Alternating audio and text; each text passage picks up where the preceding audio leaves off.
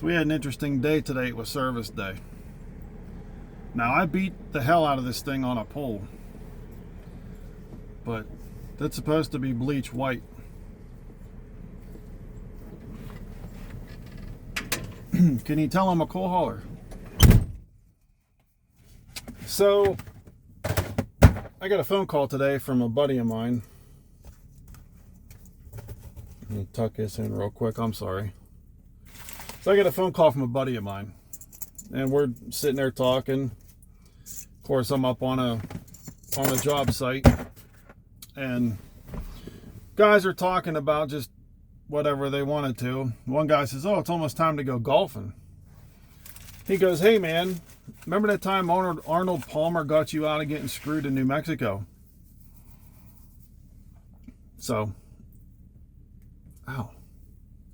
story time. Was running produce. We were loading car batteries out of, I think it's still considered Tipton, but it's out of Kutztown, Pennsylvania. Those went out to Ontario, California, and then we would unload, go about an hour or two north, reload produce coming back to New York City. There's a big hawk in a tree over there. So anyway, we're rolling. We're coming through Elk City. So I'm going to stop in Amarillo, get some fuel. So we stop in Amarillo, look down, it's like, oh shit, we should probably switch our books over. So we switch our books. So we start tolling out, it's starting to get dark. And he's behind me, and he goes, "Hey dude, your trailer lights are flickering." I said, okay. So we pulled over before we got into New Mexico, jiggled my plug and all, and the plug was loose on the trailer side. I said, okay. So I called a buddy of ours that was already up ahead of us, and I said, "Do you have a spare plug for in the trailer, the receptacle?" He goes, "Yeah." He was up at, it was the Petro on 40, was it St. John, San Juan, San John, something like that, New Mexico. He's, "I'm going to pull over, grab something to eat, blah, blah, blah." I said, okay, well, we're almost into New Mexico. We'll catch up to you in a couple hours. He was an older guy, so he would stop, take naps. So we'll wake up when we get there. So we get back on the road, we come into New Mexico, and of course, the port of entry is always open. This asswipe behind me says, "Hey dude, don't forget your trailer lights, turn them off because they're flickering." Why in the hell would you say that on the radio? So of course we roll across the scale. I get the light to come inside. He gets the light to come inside. He's yelling on the radio, "What the hell do I got to go in for?" Blah, blah, blah. I'm like, I don't know. I had a spread axle. I think he still had the fixed tandem 53. I had a spread axle 48 at the time. We go walking in, not thinking of a dang thing. The cop goes, I hand him my license, the registration, insurance on the truck, the bills for the batteries.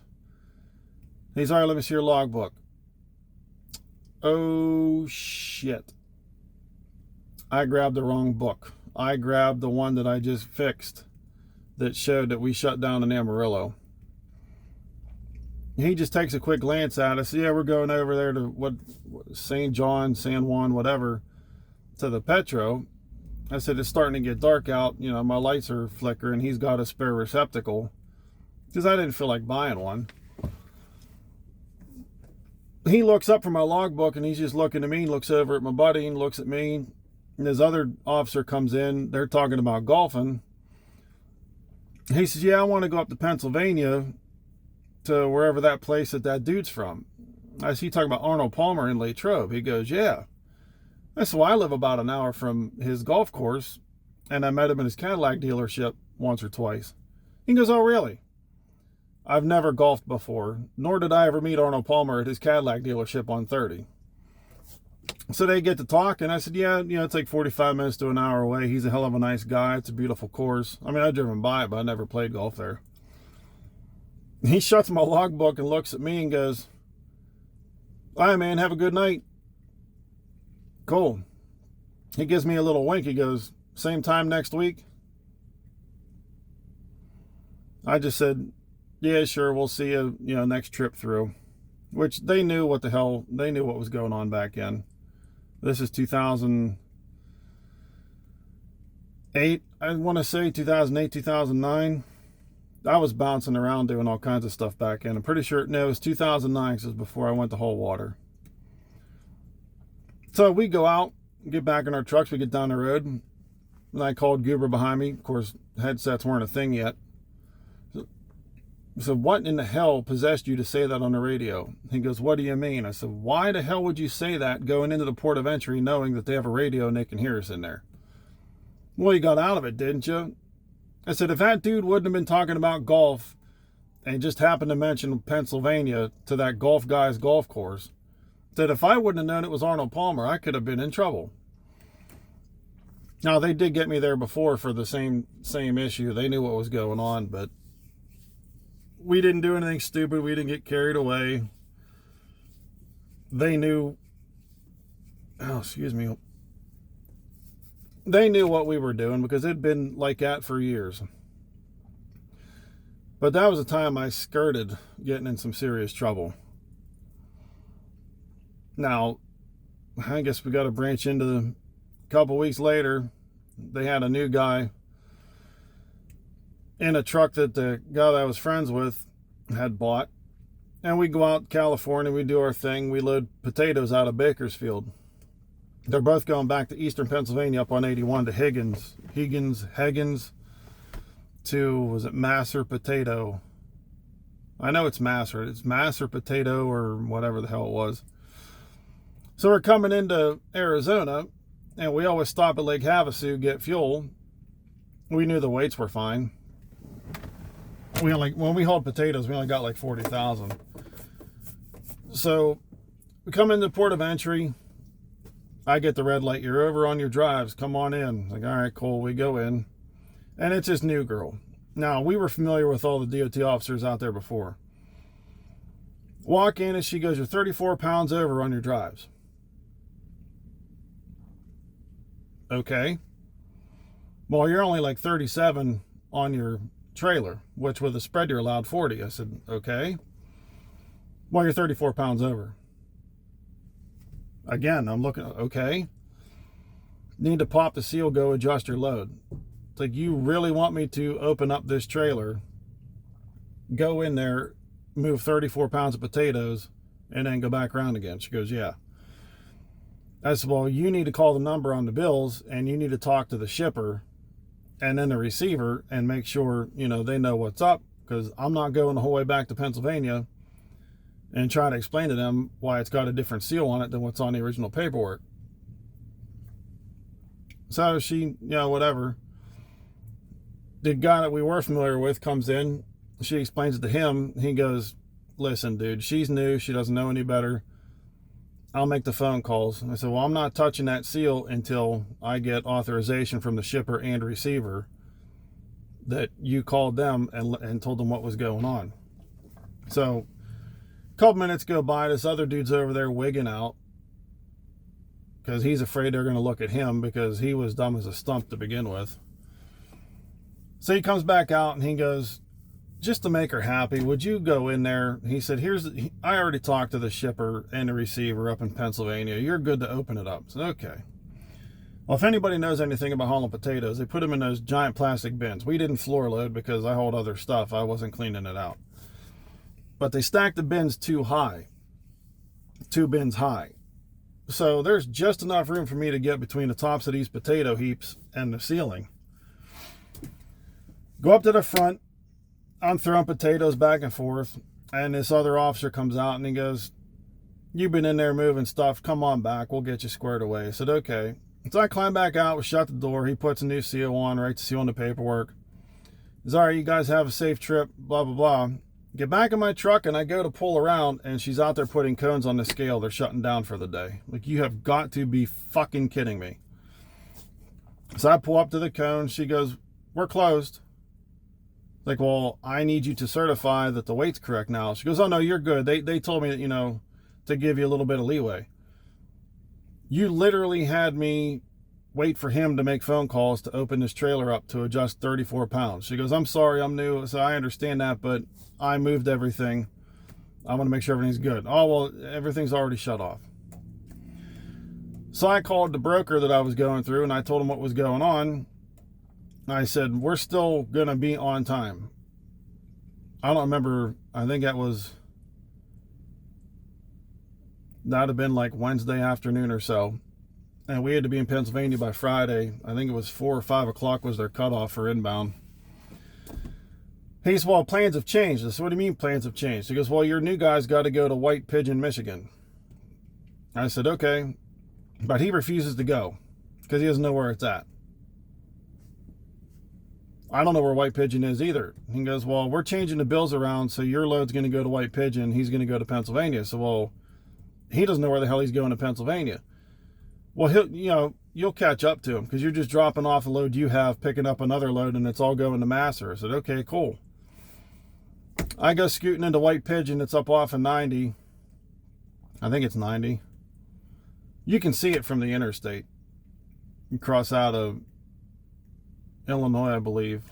I don't remember exactly where the hell it was, but you can see, 90 from there. As I go in, hand a girl my paperwork. She's looking at the paperwork. She goes, this isn't the load we were expecting. I said, what do you mean? She goes, well, we needed this bill number, not yours. I'm like, well, they called and told me. I said, here's a text message from the broker that has your address, and I'm supposed to pick up this load number. She goes, well, yeah, you got that, but I don't think this is the right load. I said, well, I'm just telling you what the broker told me. So she calls this goofball, and he says, yeah, we had a mix up in paperwork. The guy that's there, he's the one taking it back to Pennsylvania. I said, okay, cool. So they unload my potatoes. They reload me with the stuff going to Masser. Get back on the road. I catch up to goofball out around Cleveland, and we scoot across 80. We're going up 81. The broker calls just the following day.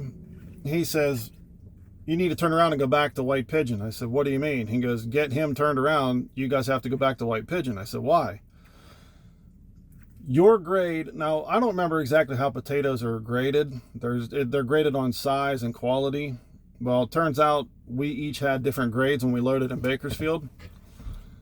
The load I dropped off was not the grade they wanted. They literally had it planned for him. I said, well, I don't know what you're going to do, but unless you're going to give me $2,500 to turn around, I'm not going back. Well, you need to call your buddy. So I call him, we pull over, and I said, they messed this up. They wanted your load. Masser does not want your potatoes. That's why you were supposed to go to White Pigeon to swap out. Well, I ain't going back here. So I called my buddy that he worked for, and I said, here's what we got going on. I said, someone's giving me $2,500 to turn around and go back to White Pigeon and fix this mistake, and I'm pretty sure he's not going with me.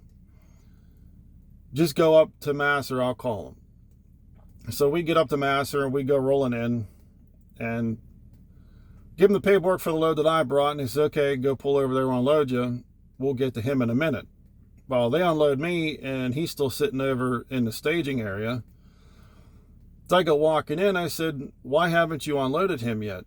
She goes, well, we got to find a place to dump his load. I said, what do you mean dump his load? Well, that's the wrong grade of potatoes. We don't need those. We don't take those. We were going to dump it. That load was supposed to go where you picked up. I said, well, I explained the whole thing with the broker. She goes, well, that's never going to happen again. I said, you're right, because next time he tries to play that game, I'm just going to drive it home, and I'll let him rot. So a couple hours later, we're right against the cutoff for their inbound. I said, either you're going to unload him or I'm leaving him here because he has no clue on how to get back over to get the load for the next week. So they ended up unloading him. I don't know if they just dumped them or if they used them or if they sold them to somebody else and somebody else transported. I have no clue what the hell happened there.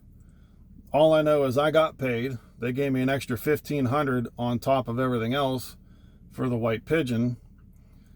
Plus they gave me the fuel surcharge. I don't remember what the hell it was, but they gave me more than was on the contract for that haul.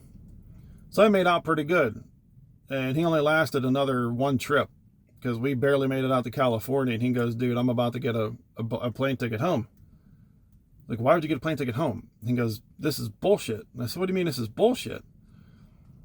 He said, how much are you getting on these batteries? It was like 11 something to take the batteries out. And he goes, they're paying me based off of 7. I said, I don't know. I said, that's between you and your boss. He goes, no, that came from the broker. I said, well, again, that's between you and them, not me. So he ended up quitting. We did get him back to Pennsylvania, though. He came the whole way back empty, so I'm pretty sure he got chewed out and didn't get a very good paycheck off the guy he was working for, because he brought the truck back 2,600 miles from there back to this guy's yard. Needless to say, he was never welcome back over there again. And then I went rounds with the broker over that whole deal, because he tried to do it again with another guy. And again, they called me, and I said, I'm not going through this horse shit again. And I only pulled, I think, another 2 or 3 loads for that broker. I still hauled batteries, and I still brought produce back most of the time, but I switched to a different broker that's actually right up the road from where I'm at now. And I made better money doing that. Turns out those were their loads that they were giving this other broker. And then before my buddy got them for his drivers, he was taking a brokerage fee off of it too, because he was a broker. So I felt bad for those guys, because they were losing like $4,000 or $5,000 on every trip. Because then I found out the produce coming back to Hunts Point was team load. That's why it had to be there, 2 days, 48 hours. We were getting like 14, 15 grand to bring this produce back based on a team. Well, he was only paying his guys based off of $4,800. Some of the lower ones were still like $8,000, $9,000, and he was chopping me even worse, because the one kid that worked there, he ended up coming to work with me at a different place. The highest rate he ever got was like $5,800, and that was from Salinas. I think it was Salinas, the whole way back to Hunts Point in the Bronx. I loved going to Hunts Point back in, because it paid really good. I wouldn't go up there now. Might get shot. But yeah, that's just two interesting moments from my cross-country days. There's plenty of those. I'll have to get into some more of those, but I just thought the one was comical and the other one was just pure stupidity. So if you own your own truck, or you're leasing on with somebody, and you get a load and you think the rate's okay, but you're not quite sure, and you don't know anyone around that hauls the same stuff to find out, call the broker and say you're with somebody else and you're looking for this haul, and see what they tell you. Because you can have a rate con for X amount of dollars from point A to point B, and you think that's not enough, and you call that broker and say you're somebody else, and they're going to tell you a completely different number, and that's how you know you're getting dicked over. One thing I would definitely love to see change in the industry is the way the brokers are allowed to just rob people blind. Don't even get me started on fuel surcharge, because some of them were horrible about that too. These guys up the road, if they said it was this much, it paid that much, because they would actually send you, when you turned your stuff in and they sent your settlements in, you got their rate and then their commission taken off of it. And the number that they told you was on the bottom of that paper. And if they said the fuel surcharge was X amount, you got X amount. So they were some excellent gentlemen. I'm pretty sure they're still in business. I have no clue, because I haven't been up that way in a while. So just do your homework if you're going to go out and run load boards or brokerage freight. So there's my story for the day. Have a good one.